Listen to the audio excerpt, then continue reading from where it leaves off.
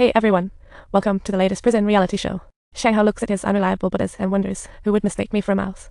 The warden called him, saying he'd saved Changhao several times. If he were a rat, hoping for profit seems so unrealistic. Otherwise, if Changhao wasn't a rat, they'd vanish like magic. Changhao looked at the warden and realized he only had one choice now. Silence is gold. Since someone's framing him as the big rat, he might as well embrace it to protect his family. A bunch of inmates were knee-deep in pollen soup, and the murderer couldn't take it anymore. Even the nearby guys were rolling their eyes. They were the bottom of the barrel inmates. You know if they're broke when they end up doing this filthy work.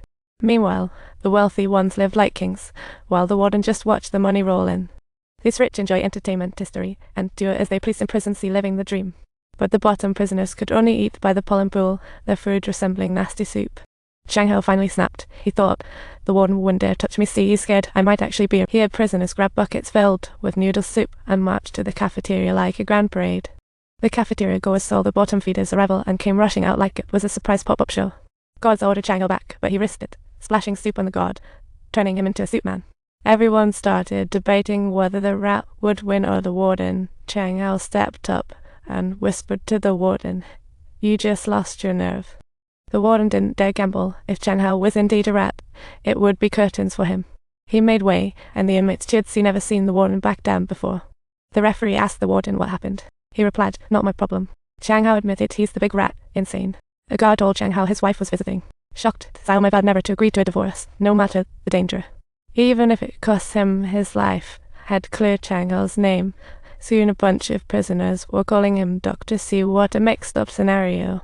3 referees approached the warden and offered him $300 million to turn a blind eye. See, now that's some dark comedy. One of them was the one-eyed guy who tried to kill Changhao days ago.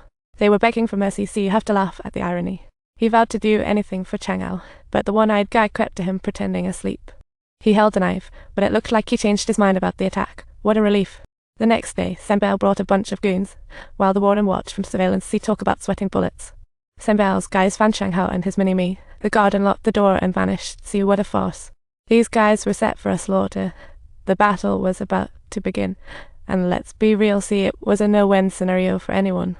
Changhao's crew wasn't backing down either. They might be weapons-free, but they were no pushover. The one-eyed guy found Changhao and was about to attack when Changhao's little buddy ran him over with the car. See, total shocker. The camera panned, revealing the lunatic pulling out a knife. Turns out he was an undercover in the shadows. See how wild. Just as he was about to stab Changhao, an old man jumped in to save him. See, now that's a dramatic twist that had the audience in stitches. Changhao roared in anger at the warden, promising he'd show him what regret really looked like. The fighting inmates were sent to solitary, proving once again that life in the slammer is wild. That night, the one-eyed man died in solitary. All blamed Changhao. See, hilarious. At mealtime the next day, the assassin collapsed, foaming. See, a shocking scene. Soon, they were all on the ground shaking, and it wasn't long before they kicked the bucket. See, this is straight out of him. This scene silenced everyone.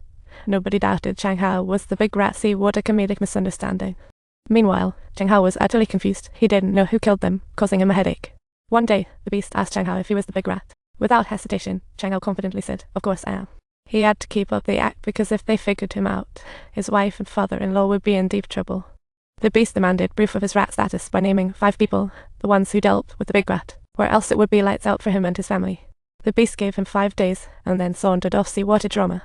On the way back, Changhao knocked out the guard and called the mayor. The mayor knew those 3 were behind it, and told Changhao to dig up the names of the rat's associates.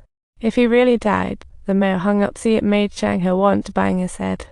The next day, Changhao's wife visited and handed him a note. See, talk about a stroke of luck. Turns out the mayor had a scheme, and the beast was there, grinning like a Cheshire cat. He set a trap that could reveal whether Changhao was real and catch a traitor. See, a 2-for-1 special.